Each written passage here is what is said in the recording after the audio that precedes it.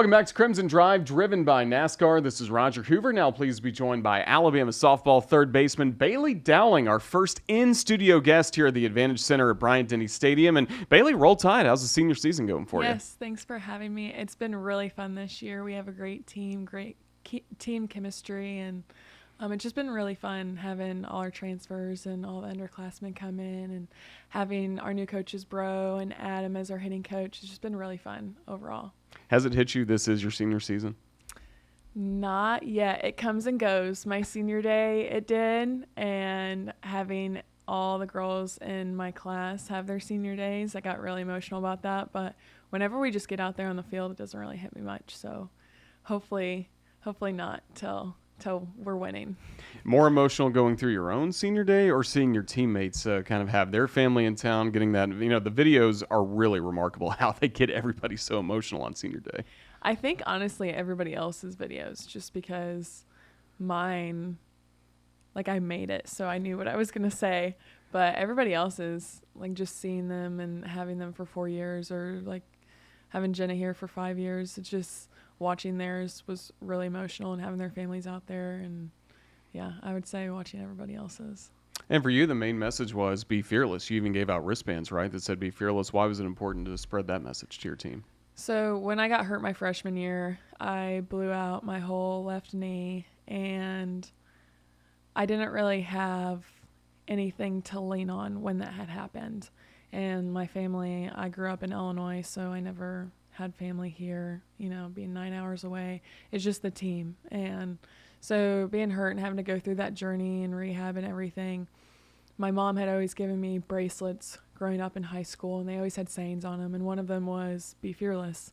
So that always kind of stuck with me a little bit. And then we started talking about it, and I'd found that bracelet again, and that saying just stuck with me. And when you go through a serious injury like that, it's not only hard physically to come back from it, but mentally that's harder to do. And so having that saying, it just really stuck with me. And I started telling myself, I just need to be fearless through the journey, because God always has a plan for me. And just having that saying, I really leaned on it, and it really helped me get through that. And it's really stuck with me since then. And so I gave bracelets out to everybody for that. And just so it's a little part of me that I gave to them. What does it mean to you now when you could see that with your teammates? Now they're adopting that as kind of their mantra for the rest of the year. I think it's awesome, because when you step on the field, you can't have any fear going out there. And this game, you can't be perfect. It's impossible to be perfect. So not being scared of failing, or, not getting the job done when the team needs you to come through, you got to give yourself some grace. And so being fearless when you step out there, that's just part of the game that you have to have. And that's how you become good. And so I think it's cool to see that my teammates adapted that, because that's been a part of my journey for a really long time. And that's, you're not always going to be perfect. I'm not always going to be fearless when I get out there, because, there's always going to be moments. But having that with me in my back pocket is always good, and seeing my teammates have that is really cool. So you did that on your senior day. Then we'll get to what this team is capable of the rest of the way coming up. But I want to go back to the beginning of your journey. Just tell us where you're from and what got you interested in softball. I'm from St. Joseph, Illinois, a small town next to Champaign. It's actually really cool because Lance coached at Illinois, so we kind of had that little bond when he came in here. I grew up playing soccer, and I actually love soccer. And I was very shy because I have 2 half-sisters, and they never lived with us, and so I'm the only child, really. And I just didn't talk much, just really shy. And my mom forced me to play t-ball. I did not want to at all. And once we got out there to the first practice, I remember I dove in mud, because we weren't even on a field because we were so small. And I loved it ever since I dove and just got dirty. And so I've been playing it ever since then. And my dream was always to come to Alabama or play here. And there's a lot of other schools that were on the list, but Alabama was always the number one. And I don't know why, because when you're young, it's always the name or the colors of the school, or just their jerseys and everything like that. And I guess I just really liked crimson and white. But yeah, Alabama was always number one. And being so close to Illinois, my parents got to take me and watch all their games. And Illinois actually played Alabama a couple different times. And one of them, my parents had drove me to northern Iowa, and the dome, and they had played because it was so cold they couldn't play outside. And Illinois had played Alabama, and it was when Jackie Trina was on the team still. And in between games, she had made peanut butter and jelly sandwiches for everybody on the team. Like, without being told to or asked to, she just started handing them out and making them. And me and my dad had stood on the ledge overlooking the dugout where she was making them. And it was just the coolest thing because my dad was showing me, like, hey, that's how you become a good teammate. Like, she's doing it without being told. But, like, seeing that, it was just really cool.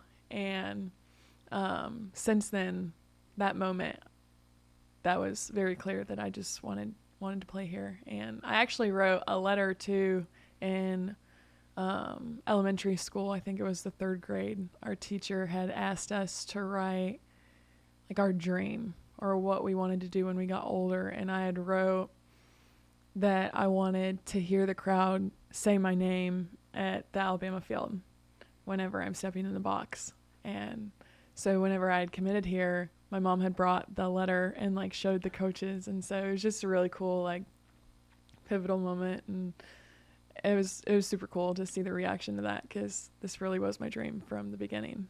So you had the dream at a really young age. What's the work like, though, making sure you are on the right track to play for the University of Alabama? What'd you do in middle school and high school to become a great all-around player? So thankfully, growing up so close to the U of I, my parents always got to take me to their games, and we actually became really close with a lot of the players. And one of them, Kelly Cervantes, now she was Kelly Waddell, had married one of the Illinois baseball players, and they became my coaches at a very young age, like 10 or something. And so I grew up having them just teach me softball and give me lessons, and they were my travel ball coach for a while. And I still, whenever I go home, that's who I work out with. So they're who got me here today, for sure. But yeah, we would have practices all the time, and I'd always be having like a 2-hour lesson before or after practice. It was insane to look at now because we don't have time for that. But back then, that's what I was doing. And I'm just thankful that my parents gave me that opportunity and that we were so close to Illinois that we got to become close with Kelly and Matt, and that I had that chance to get to work with them because I wouldn't be here without them. And of course, everybody grinds it out in the batting cages. But for you, I mean, the batting cages are only a few steps away. Tell us about the barn. Yeah, I call it the shed, but I guess people don't call it a shed because sheds are small. So yeah, the barn. Whenever I got old enough and softball really was like, I always wanted to play obviously in college, but whenever it became known to my parents, we had moved out to the country because we were in town and we had land to where my dad could build the shed or the barn. And it's absolutely huge because he is a construction worker and builds houses. And so we split it up into 1/3 of it is for all of his construction stuff, and then 2/3 is all turf with a basketball hoop and then a batting cage. And so that's where I got to do all my lessons and everything growing up. And it's just really cool to have that in my backyard because then when I did get into high school, I could, give my own lessons to other girls growing up in our town. And so it's been really cool just to see that I got to grow up there getting lessons from Matt and Kelly, and now I'm giving lessons out of it. So I'm very thankful for it. That really is cool. Again, a lot of home runs for you as you took Illinois softball by storm. You have the career home run record in Illinois, and then you're getting ready for that senior season, getting close to the national record. Then the COVID-19 pandemic. Just how tough was it to see your senior season cut short? I think it was more hard just knowing that, take away all the records and everything, just that's a huge moment for anybody that is moving on with their life. Like being a senior in high school, I didn't get a walk for graduation. Like I had nobody there. Our high school, thankfully, let us walk individually. So you picked a time and you could go in on your own, and you got to choose 4 people to be there. And you walked. There was nobody in the gym. It was just you, and they made a video out of it, which was really cool. But you don't have that true high school experience. So just having those things, I guess, taken away was really hard. And I remember that our high school had a night where after everybody had found out that you won't have any spring sports, or, we won't be going back to school, our softball coach had taken all our jerseys and put them on like a pole or a stick or whatever.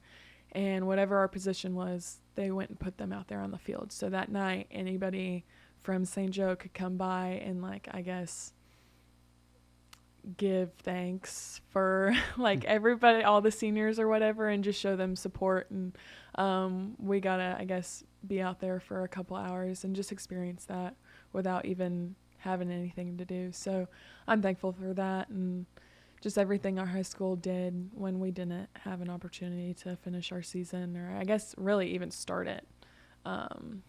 So, I mean, it was cool that they had that opportunity to give us. So that's a whirlwind of a spring dealing with all that. And then over the summer and getting ready for the fall, you've got to get ready to move here to Tuscaloosa, Alabama. What was that transition like, finally joining this softball program? It was really awesome. And honestly, I was so excited just to be on my own, because my family is very close. And anytime that I had a travel ball tournament, it was always me and both of my parents. And so we were just always together all the time. And I wouldn't take that away for anything. But when I'm actually on my own, it was fun just to experience it. And I felt like I was just in a whole different world. Like, it was a new Bailey, even though it really wasn't. It was just exciting.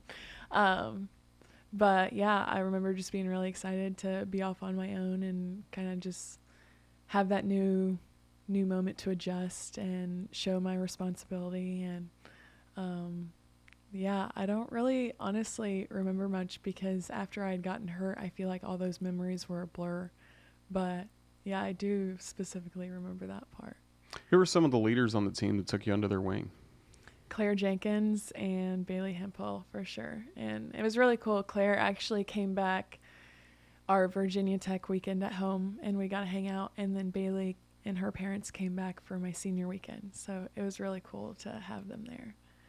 And then how about you get to know Coach Murphy, obviously, first as an Alabama fan, as we learned, and then you get to know him in the recruiting process. Everything's really positive, but then he's got to coach you at times. So what was that transition like, going from, Murph that's trying to sign you versus Murph now your coach? Well, they always preach, like person first, athlete second, and that is really true here. And just how they recruit you, they're the same person as how they're coaching you. Obviously, there's times where they have to get on you, and they're not going to get on you when they're recruiting you, but they never changed of who they are. And I think that just shows a lot and speaks a lot about who our coaches truly are as people, because you can put on a show when you're recruiting somebody and be completely different when you're coaching them.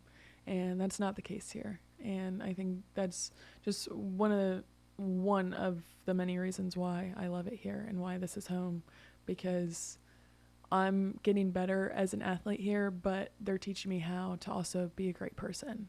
And when I leave here, those are what I'm going to take with me, not worrying about my stats or what my records were here. So I think that's really cool. When was the first time you heard the word Mudita? Ooh, honestly, it was when I was being recruited. There wasn't a specific moment that I remember, but it was when I was being recruited. And when you get here, you have to learn how to think on your toes, because we'll have classroom moments in our clubhouse or just on the field. And once we're taught something, we're expected to, like, not, I guess, remember it, but like just know what you're watching or what you're listening to, and learn the game that way. So when we're in practice, if Murph is teaching us something in 5 minutes, you better remember that, or at least like understand what he was talking about, if that makes sense, so that he knows you're always paying attention. And so when he had talked about Mudita and a couple other things like being a servant leader, I never fully understood. Like, it just never really hit me, so I wasn't thinking on my toes quick enough, because I'm in high school or like middle school at the time, and I didn't understand that that's just how you need to be, when you get older. Like, that's just a responsibility, thing. And so then when I got here, I was like, oh, like, I need to know all this. Like, okay, but yeah, no, I think that's just really cool that that's been around for so long, and then that's a part of our family here, and just part of this program, because that's what makes it good. Again, it's about having joy in others' success. Have there been moments where you've had success and you really feel the mudita from certain teammates? Any time that's really come up in your career? Oh yeah, there's a lot of moments, honestly. A couple of them are from freshman year, and then some of them are from last year, and there's been a couple this year too, but one of them I really remember was when we played FSU at Clearwater last year. It was the beginning of our season. It was kind of like opening tournament-ish, and Kinley Cahalan had just hit a home run, and we were up by 1, and that whole tournament I just wasn't doing my best or how I normally would do. And then I got up to bat and I hit a home run. And without that, we wouldn't have won. And in that moment, I remember just, and there's pictures of it too, but just every single person and everybody who had helped me get there to that point, it was really cool to see that and how they supported me and just their excitement. And that just, again, shows what this program is like. Yeah, great moments all throughout that 2023 season, and even dealing with the adversity, the Montana injury and the SEC tournament, but able to come back for the regional, the super regional. How meaningful was it to punch your ticket to Oklahoma City for the World Series? It was awesome, honestly. I really don't have words for it because our season was such, like, just a wave. Like, we'd have good times, and then next thing you know, like, we're down at the bottom of the wave. And so just being able to go to the World Series and the fight that team had, nobody gave up on each other. And I think that showed, especially through regionals and supers, because overall, like, each person had their moment, and we stuck together as a team when we could have just been done. And I think that just showed a lot, and especially for our senior leaders at the time, like, having Montana just fight through that, it was really cool to watch, and just have her as a teammate show us, like, what facing adversity is and, like, how you take it on. So I thought that was cool. And for you, I mean, it had to be, you talk about fulfilling a dream, getting to play for the Crimson Tide in the first place, but how about at the World Series? I know those games didn't go the way you wanted, but just stepping into that stadium, sold-out crowd, what'd that mean to you? It was very crazy because my freshman year we had went, and obviously I was hurt, so I never got to do anything. The most I got to do was play catch with Claire because she also did the same thing I did, and that's all we got to do. And I remember going my freshman year, and I was just like, wow. But it never really sunk in because I wasn't out there. Like, I wasn't playing. I was just there, you know? And then when we got back last year, I was like, this is every girl's dream. Like, I grew up watching this and watching people get here, and was like, I want to do that. And now I'm here. It was just so crazy because sometimes when we're practicing here at home, I'll just be in the dugout putting my cleats on. I'm like, wow, like, I made it. Like, my dream came true. Like, I worked for it and I got it. And then the same thing at the World Series. So I think it's just really cool and shows, what hard work will get you. Mentioned before, you hold the career record for Illinois high school home runs. You've hit a lot of key home runs here in your time at Alabama, and a lot of great hits. Just tell us about your approach as a hitter. Is your swing pretty similar to how it was in high school? How's it evolved throughout the years? My swing's changed a lot in my career here for sure, just because of my knee. And my sophomore year, I was not close to being 100% at all whenever season hit. And so I was still always fighting that battle with pain and just getting my knee to work and function, if that makes sense. And so my swing had to adjust to how I was feeling, like, day to day. If my knee didn't feel good, then I wouldn't be comfortable in my stance, and it had to change. And so I never really felt like Honestly, if you go back and look at the videos, it's not very pretty, in my opinion. But it's definitely a lot more this year, like it was in high school, I think. So, I mean, that's good now. It at least looks a lot prettier.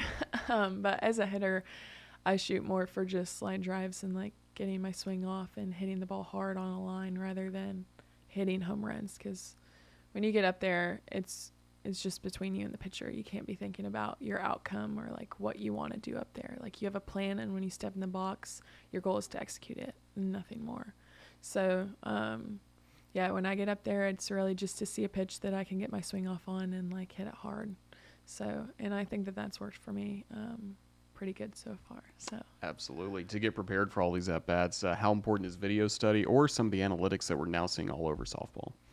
the analytics part is really cool because, you know, now they're creating pitching machines that you can make throw pitches that are exactly who you're going to face.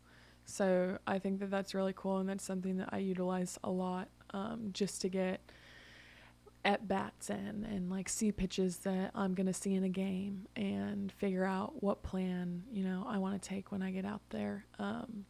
But that and just watching film and seeing how pitchers, you know, I guess what their mentality is. Like you can see that based on their body language and just how they go about their pitches and like what's their best and what's their worst. And that's definitely very important at this age. Because you really have nothing else. You can't go out there like it's a travel ball and just, you know, wing it. So yeah, we do that a lot in practice and just on your own watching film. So time on the road for the Crimson Tide this past weekend at Kentucky, but now you get some home games coming up at the Rhodes House. First of all against Ole Miss, Texas A&M after that. Just starting with the Rhodes House, what do you love about the home environment? What do you want to see from this fan base as you continue throughout your senior year here in Tuscaloosa? I love how packed it always is, and just how when the fans are cheering you on, like they are on top of you. And a lot of the stadiums that we've played at, it actually feels like they're on top of us, but once they're cheering, like they are right there in the dugout with us. And I think that's really cool. And we get a lot of fans. You know, we have, if not the biggest, I'm not sure what Oklahoma's is now, but I think that we have the biggest stadium and we get the most fans. And so I think that that's really cool and just shows our support that we get. And so yeah, I get really excited about that when it's a packed house, because that's not a lot of teams get that. And when we get to Oklahoma, that's what it's going to be like. And so I like practicing it before we get there. That's certainly good. What is this team capable of? Obviously, it's been up and down through the first few weeks of the season, but as you get ready to start this month, April, what's going to be most important? Well, we have a lot of grittiness, and we're never out of a fight. We always find a way to punch back. And so I think that that's really important. Just shows like who this team is and what we have. But I'm excited just to see how we bounce back from what we've gone through, because we keep talking about how we're going through learning lessons right now. Like we're always learning something from what we're going through, bad or good. And so I'm excited to see how we utilize that and just go about these next couple weekends, because we are at home, and so we get a couple good practice days before we play. And yeah, I'm just excited to see where that takes us. We're fired up as well. Bailey Dowling, thank you so much for your time with us here today on Crimson Drive, driven by NASCAR. All the best to you and the softball team the rest of the way. Roll Tide. Thank you. Roll Tide.